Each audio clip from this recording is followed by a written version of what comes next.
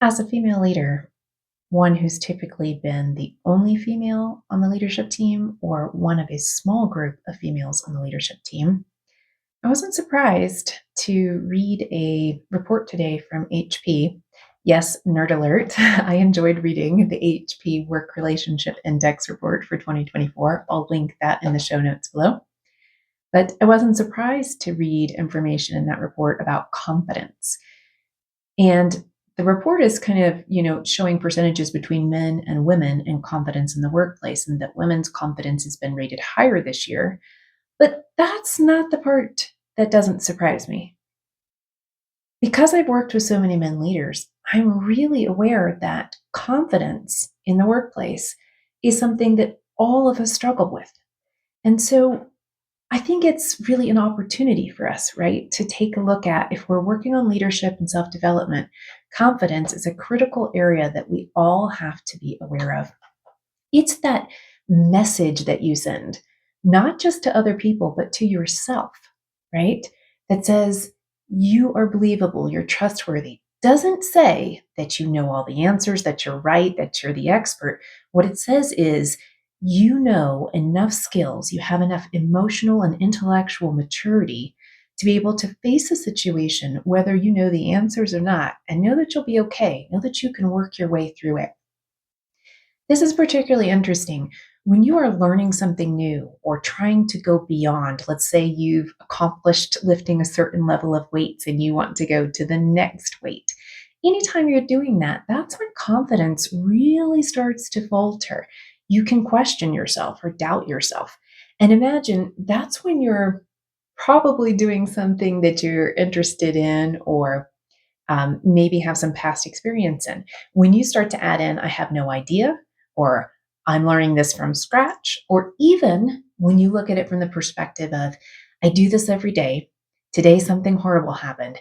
A software broke down, or a customer was terribly irate. You missed a critical metric that you didn't know you were going to miss. It came out of left field, or you thought you were going to land a client and you didn't. When those things happen, your confidence is even more essential and your resilience is even more essential. Being able to maintain confidence in situations not only that are new, but also daily situations that are that you're going to encounter is really, really important.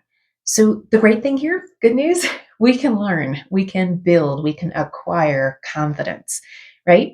It's going to vary based on what you're going through. So maybe you're 1,000% confident when you're pitching to a group, but you're not so confident about the party you have to go to this weekend.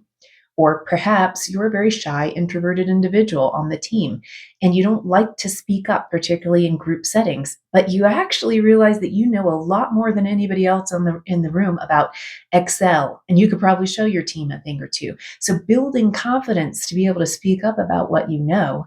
And when you speak about what you know and what you're confident in, they kind of feed on each other, right? So there's different opportunities where you can kind of look at or evaluate your confidence. One of them that's really interesting to me are people who actually are really good at a lot of different things, but they have this voice in their head, this incessant nagging voice that tells them that they're no good. And so they are overcompensating. Maybe they're very brash, or the opposite. Maybe they apologize and they try to people please and step back. I see a lot of different facets like that across leaders and across teams. And the thing is, we can all work on that, right? We can build our confidence. So, first of all, let's talk about working on self belief. Self belief is knowing that you can face any situation, any challenge, and still be all right.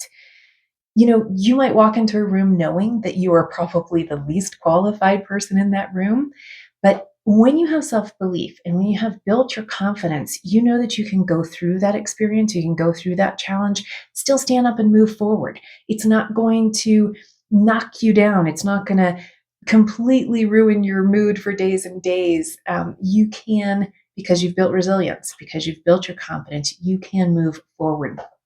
Now, one thing to mention here, hubris, that overdone pride and self-confidence is the person who walks into that room over and over and never seeks to work on themselves to learn or improve or get better. They just keep showing up in every situation and acting like, they're great and they should be treated well, etc. That's not great. That's not what we want here, right? So building self-confidence and having the confidence to try and attempt and learn, that's one thing.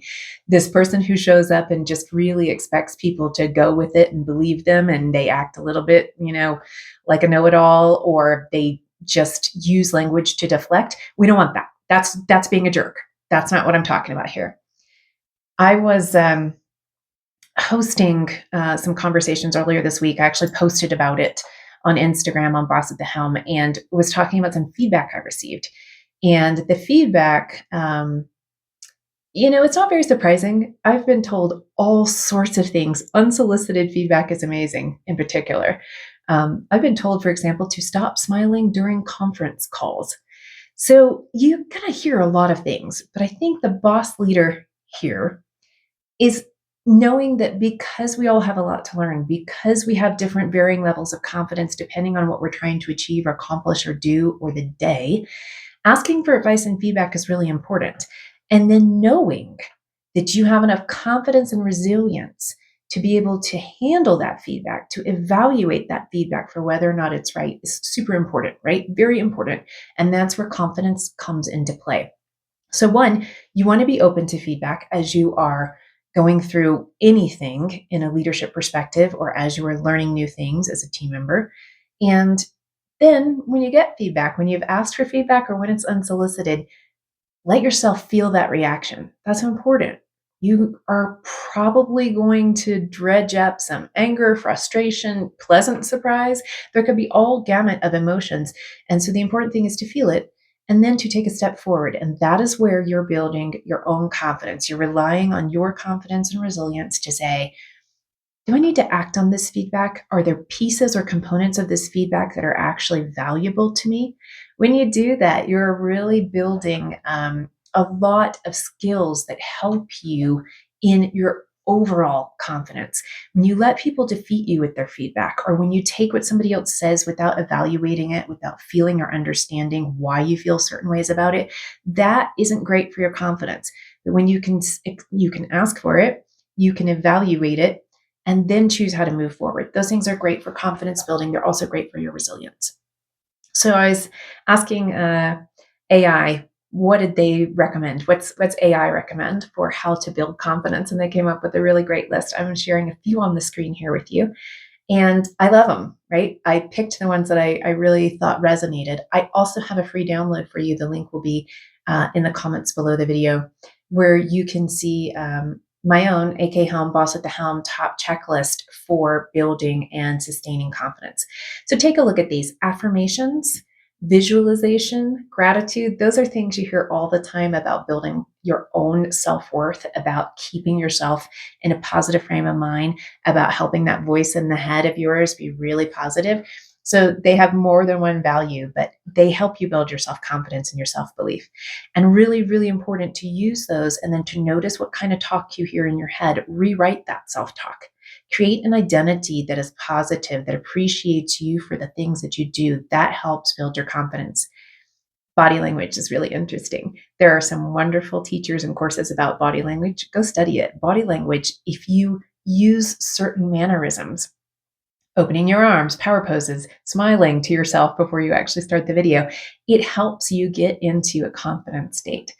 And learn from experts. I mean, there are wonderful people out there who really know what they're doing, whether it's about confidence or something else. If you're trying to do something, learn something, accomplish something, change something that you've committed to this year, go find an expert that you really admire and study them.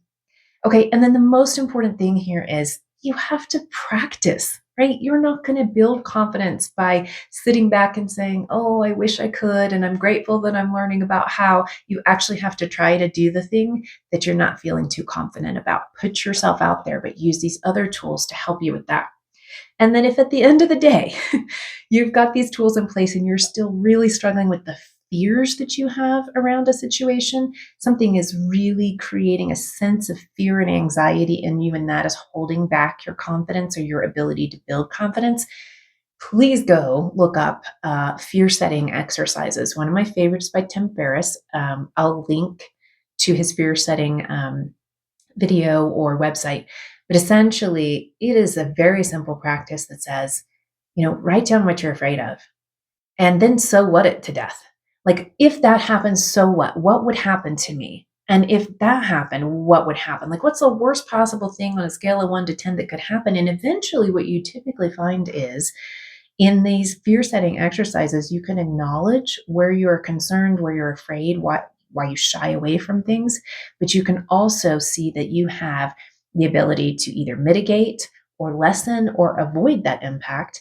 You tend to see that the outcome is generally less awful than you have pictured in your brain. So if you need that, that will help you develop confidence too. And then pair this with resilience, because you can be very confident about something and you can have hit after hit after hit come, a business decision that's going to change your organization, or somebody leaves your team, or you've got something that happens at home that makes it really hard for you to concentrate on your work life. All these things happen to us all the time. And so building your resilience is really critical. I will link to Dr. Margie Worrell, an article that she posted called Expanding Your Bandwidth to Cope Better and Recover Faster: Resilience. And it's got some wonderful techniques, wonderful things to help you when you are struggling. Say your confidence might be good in something, but then it sort of plummets because of situational things that are happening. Then build your resilience in that case. And so that is embracing the struggle, prioritizing things that strengthen you, practicing self-compassion, always a big one for us, and reaching out for support. Some of her big tips that are in that article, I would encourage you to take a look at those. So get the checklist for confidence, work on those particular elements, focus them for where you need them. You might not need to build confidence in all areas, but if you can identify the areas that you do, practice on trying to build confidence and self-belief there and build your resilience.